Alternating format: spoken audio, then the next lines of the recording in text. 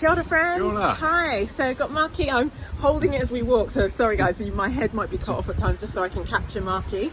Guys, let me just focus on me for a second here, just so that I can give you an introduction to what we're going to talk about today.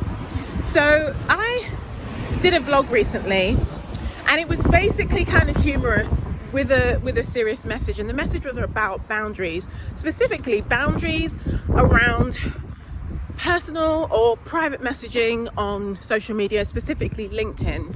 So I ended up in a DM thing with someone who I don't know, and I said to them, look, you know what, I prefer it if we didn't DM until we kind of get the measure of each other, and if we then want to be friends and we've got some kind of more solid relationship or something a bit more with a firm foundation, then it might feel more appropriate to DM. This was a guy who I didn't know but joined my network, right?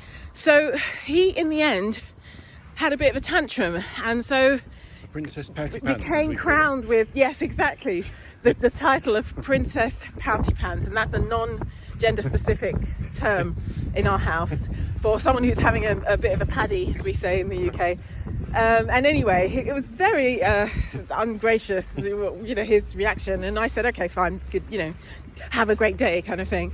So what was interesting was after I did that vlog, I got a few responses. Some people commented under the actual video, but somebody did not, and instead private messaged me saying that really resonated, but I've just had that experience, right? Exactly what you described in that vlog, but I didn't want to share about it because it's a bit like, oh, you know, there was a lot sort of like ...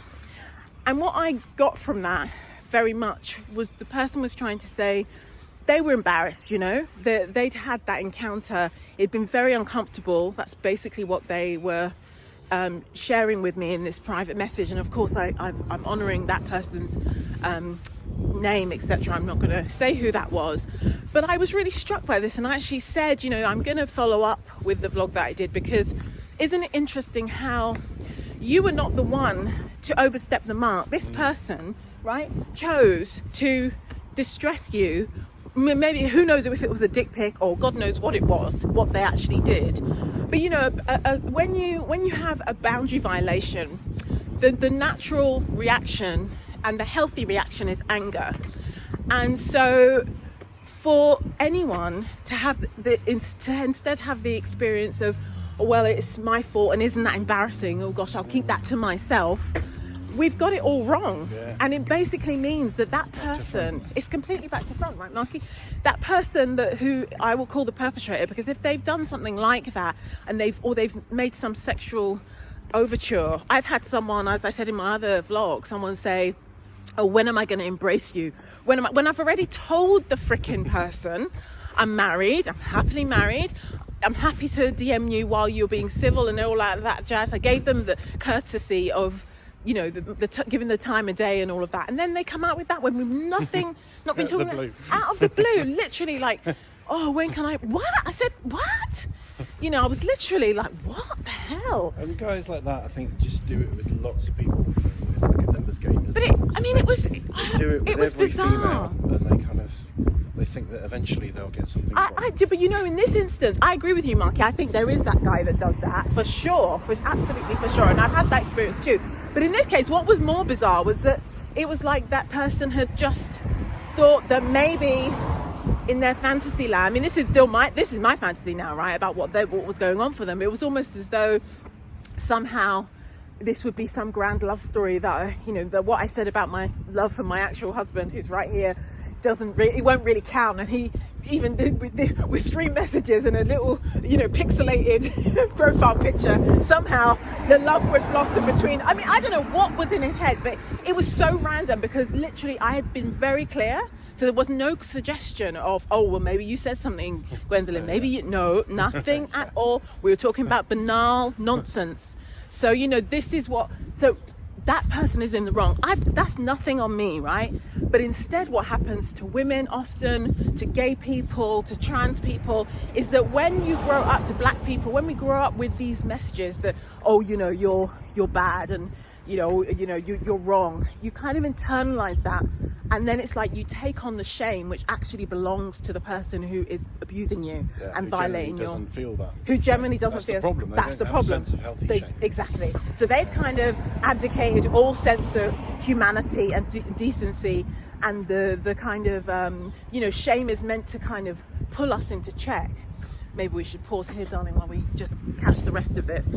Shame is meant to have a function to make sure that we don't transgress. This is my idea about it. Transgress something really serious. It's not that we should all feel shame about every little thing. Oh my God, look at me, my nails aren't done, I'm so ashamed. The way we talk about shame now is kind of nonsense. That's not the true sense of it. That's not the true purpose of shame. It's a deeply felt emotion that only is supposed to kick in when you've done something pretty horrible, So, but the point is, when somebody is an abuser or some kind of perverted or pathological, distressed person with all of this stuff going on for them, and then they do something. So for example, going back to the example of the person who was a female who messaged me privately to say, I've had this experience with a guy and it was horrible, and so I didn't want to put that comment publicly. Well, why not? Why not name and shame this person? The shame doesn't belong with that woman, And there's two processes here. I mean, as psychotherapists, we would talk about kind of things like projection and transference and things like that, wouldn't we? Yeah, absolutely. Where somebody that doesn't feel something, a kind of disowned feeling, can kind of float freely and kind of find lodgings with somebody else. Absolutely. So that kind of process. And also there's the process that's going on with the individual who for some reason feels that kind of somehow belongs and allows that process to take place. Yeah, absolutely. Which is that internalised shame that we kind of have. And I think, the example you gave, I'm not sure because we talked about this before. Yeah, we just talked about I'm this. not sure what you said in the video camera. and what was off camera. No worries, Markie. But we both work with survivors of sexual abuse. And the biggest, I think the biggest kind of healing journey really with survivors of sexual abuse is they feel full of shame.